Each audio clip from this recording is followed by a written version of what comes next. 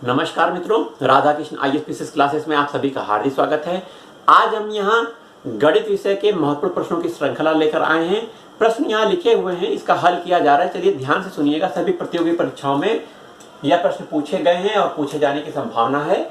चलिए पहला प्रश्न है, यदि x अनुपात y = 3/2 तो अनुपाते 2x² + 3y² अनुपाते 3x² - 2y² किसके बराबर होगा।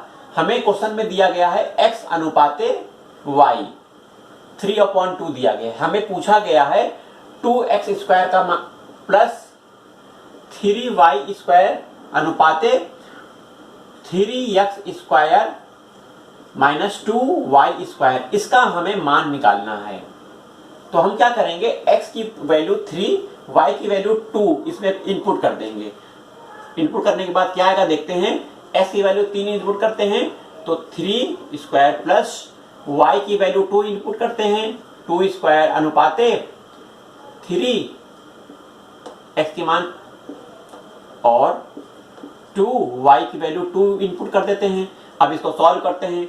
2 × 3² बराबर 9 प्लस 3 × 2² बराबर 4 अनुपाते 3 × इसका स्क्वायर करेंगे तो 9 आ जाएगा। 2 × इसका 4 आ जाएगा। अब सॉल्व करते हैं। इधर आ जाएगा 18, इधर आ जाएगा 12, इधर 27, इधर आ जाएगा 8। इसको सॉल्व करते हैं 13, इसको सॉल्व करते हैं कितना आ जाएगा 19। तो यह अनुपात हो गया, इसका मान 30/19। यह उत्तर हो गया पहले प्रश्न का। चलिए नेक्स्ट देखते हैं। यदि a b से 40% अधिक और b c से 20% कम है तो ac का अनुपात क्या होगा। बहुत ही इंपॉर्टेंट प्रश्न है, ट्रिकी प्रश्न है। चलिए पूछा गया है, यदि a b से 40% अधिक बड़ा है, अधिक माने अधिक है, और b c से 20% कम है तो a और c का मान पूछा है, a अनुपात c। तो हम सबसे पहले c का मान निकाल लेते हैं। माना c की वैल्यू हम 100 रख देते हैं। कितनी रख दिया हमने, 100। अब इधर जो पूछा गया है b c से 20% कम है। जब c 100 है तो b का मान दिया गया है प्रश्नानुसार कितना, c से 20% कम। 100 से का 20% कितना होगा, c का 20% निकाल लीजिए। c का 20% हो जाएगा 20, और c से 20% कम 100 से घटा दीजिए तो यह वैल्यू आ जाएगी b की। कितनी आ गई वैल्यू, 80 आ गई।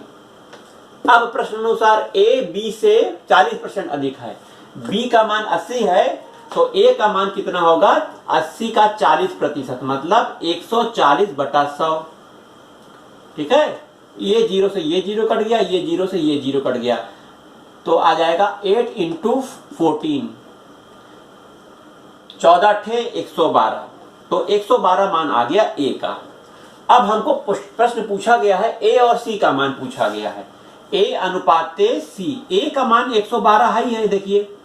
अब c का मान हमें पता है 100, तो ये आंसर हो गया। इसको काट लेते हैं हम।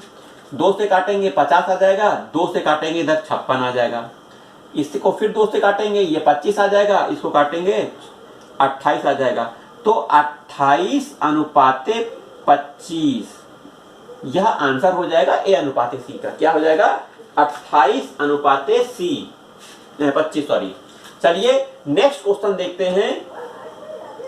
यदि a b का अनुपात 2/3 है, ठीक है, आगे कह रहा है, और b/c का मान 4/5 है, तो a + b और अनुपाते बटा b + c का मान क्या होगा। हमें जो दिया गया है वो हम उतार लेते हैं। a/b का मान हमें दिया गया है 2/3 और दिया गया है हमें b/c का मान दिया गया 4/3। हमें निकालना है, क्वेश्चन है a + b/b + c का मान यह निकालना है। अब आइए, दिया गया है a अनुपाते b = 2/3, b अनुपाते c = 4/3। तो हम इसमें क्या करेंगे, a अनुपाते ए अनुपाते बी अनुपाते सी का मान हम निकाल लेंगे इस वैल्यू से। कैसे निकालेंगे? 2:3 समान अनुपाते 4:3। इसकी वैल्यू से 4 से इधर मल्टीप्लाई कर देंगे, 3 से इधर मल्टीप्लाई कर देंगे, तो ए बी सी का मान आ जाएगा। ए अनुपाते बी अनुपाते सी का मान आ जाएगा। अब इधर करते हैं, 4 से इधर मल्टीप्लाई करेंगे 8, 12, 3 से इधर मल्टीप्लाई करेंगे समान अनुपाते 12 और 9, तो 12 देखिए बराबर है ए अनुपाते बी अनुपाते सी का मान 8 × 12/9, तो ये वैल्यू आ गई। अब हमें पूछा है a plus B plus C का मान, तो a plus B upon B plus C का मान, a का मान हम 8 रख देते हैं, b का मान 12 रख देते हैं, इस b का मान हम 12 रख देते हैं, इस c का मान हम 9 रख देते हैं। अब इसको सॉल्व कर लेते हैं। 20/21, तो 20/21 आंसर आ जाएगा। चलिए अगला प्रश्न देखते हैं। अगला प्रश्न है, यदि किसी धनराशि पर 6 वर्ष का साधारण ब्याज मूलधन के 30% के बराबर हो तो वह कितने वर्ष के बाद मूलधन के बराबर होगा? यहां प्रश्न पूछा गया है, यदि किसी धनराशि पर 6 वर्ष का साधारण ब्याज मूलधन के 30% के बराबर हो तो यह कितने वर्ष बाद मूलधन के बराबर होगा? मान लीजिए धनराशि 100 रुपए मान लेते हैं। धनराशि हम मान लेते हैं कितना? 100 रुपया, ठीक।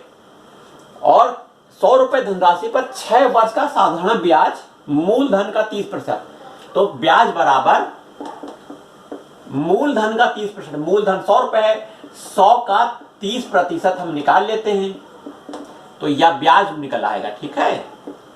30 रुपए ब्याज हो गया। 100 रुपए मूलधन है, 30 रुपए ब्याज हो गया। अब फार्मूला लगा लेते हैं, साधारण ब्याज बराबर मूलधन गुणे दर हम निकाल लेते हैं, गुणे समय कितना? 6 वर्ष दिया गया है, 6 वर्ष देखिए दिया गया है, बटा 100 कर देते हैं, ठीक है। और ब्याज का मान 30 रुपए दिया गया है, 100 से 100 कट गया और 6 कम 6, 6 पंचे 30, दर हमें पता लग गई 5% दर से यह ब्याज दे है। अब पूछा गया है यह कितने वर्ष बाद मूलधन के बराबर होगा? कितने वर्ष के बाद 100 रुपए के बराबर हो जाएगा? तो वर्ष पूछा गया है, अब ब्याज कितना हो जाएगा? शर्त दी गई है मूलधन के बराबर, मतलब 100 रुपए हो जाएगा, और मूलधन कितना है? 100 रुपए है ही है। अब साधारण ब्याज का फार्मूला फिर लगाते हैं, साधारण ब्याज बराबर 100 रुपए साधारण ब्याज है, इक्वल टू मूलधन कितना है? 100 रुपया, गुणे दर कितना है? आर बराबर 5 रुपया, नहीं 5%, और समय तो हमको निकालना ही है, टी का मान, बटा 100 कर देते हैं, 100 से 100 कट गया, 5 कम 5 20, मतलब टी बराबर 20 वर्ष के बाद यह मूलधन के बराबर होगा, ऐसा आंसर निकल आया। चलिए अगले प्रश्न पर देखते हैं। 5वां प्रश्न है, यदि किसी आयत की लंबाई तथा उसके परिमाप का अनुपात 5:16 है। आयत की लंबाई और उसका परिमाप का अनुपात बोला गया है, तो आयत की लंबाई चौड़ाई का अनुपात पूछा है हमें। मान लीजिए लंबाई, आयत की लंबाई x मीटर है और चौड़ाई, आयत की चौड़ाई है y मीटर। ये आयत है, मान लीजिए लंबाई x है और चौड़ाई y है, तो परिमाप क्या होगा? ये भी x होगा, ये भी y होगा, तो x plus y plus y, चारों भुजाओं का योग, तो 2x plus 2y equal to 2 common है, x प्लस y, ये परिमाप हो गया। ये परिमाप हमने निकाल लिया, तो परिमाप दिया गया है 2x प्लस y, ठीक है, यह परिमाप हो गया। अब कह रहा है प्रश्न में लंबाई और परिमाप का अनुपात, लंबाई x है, परिमाप है 2x प्लस y, इसका मान दिया गया 5/16। अब इसको सॉल्व करते हैं, 2 से 16 कट जाएगा 8 बार में, इसको ऊपर कर दीजिए और x को नीचे कर दीजिए, x plus y upon x, तो ये भी ऊपर चला जाएगा, 5 नीचे आ जाएगा, 8/5 सॉरी। अब इसको सॉल्व करिए, ठीक है, इसको अलग अलग कर लीजिए। x upon x y upon x equal to 8 upon 5। x से x कट गया, कितना बचा 1 plus y upon x equal to 8 upon 5। अब 1 को इधर लेकर जाएंगे, ये यहीं पे रहेगा। y upon x equal to 8 upon 5 minus 1। अब इसको सॉल्व कर लेते हैं। 8 minus 5 upon 5 equal to 3 upon 5। तो लंबाई चौड़ाई का अनुपात कितना आ जाएगा, x अपॉन y निकालना है तो उसको उल्टा कर दीजिए, 5:3। यह लंबाई और चौड़ाई का अनुपात हो जाएगा। इससे इस क्वेश्चन से पता लग गई। जब चलिए अगला प्रश्न देखते हैं। एक आयत की लंबाई चौड़ाई में क्रमशः 12% एवं 15% की वृद्धि की गई है। प्रश्न देखिएगा नीचे 6 नंबर का प्रश्न है। लंबाई एक आयत की चौड़ाई में क्रमशः 12% और 16% की वृद्धि कर दी गई है, 15% सॉरी। तो क्षेत्रफल में कितने प्रतिशत की वृद्धि होगी यह निकालना है। इसका एक सिंपल सा फार्मूला होता है, बहुत सिंपल सा। दोनों में वृद्धि की गई है, आयत की लंबाई और चौड़ाई दोनों में वृद्धि हो रही है। तो कितनी वृद्धि हो रही है, 12% वृद्धि हो रही है और 15% वृद्धि हो रही है लंबाई में और चौड़ाई में, ठीक है। अब क्षेत्रफल में कितनी वृद्धि होगी, तो क्षेत्रफल में वृद्धि के लिए, क्षेत्रफल में प्रतिशत वृद्धि के लिए हम क्या करेंगे, दोनों में वृद्धि हो रही है, ये भी प्लस पॉजिटिव साइन है, ये भी पॉजिटिव साइन है। तो 12% प्लस 15% को जोड़ देंगे, प्लस 12 इंटू 15 अपॉन 100, इस फार्मूले से हम निकालेंगे। तो 12 और 15 जोड़ने के बाद 27 हो गया। इसको सॉल्व करते हैं। 4 तियां 12 और 25 चौक 100, 5 तियां 15, 5 पचे 25, 3 त्रिका 9 प्लस 9/5। अब आइए इसको और सॉल्व करते हैं। 27 प्लस 1/8, इसको जोड़ दीजिए, 28.8% की वृद्धि हो जाएगी क्षेत्रफल में। आयत के क्षेत्रफल में 28.8% की वृद्धि हो जाएगी जब लंबाई 12% बढ़ जाती है, चौड़ाई 15% बढ़ जाती है, तो 28.8% की वृद्धि हो जाएगी। चलिए आज के वीडियो में इतना ही। जय हिंद, जय भारत।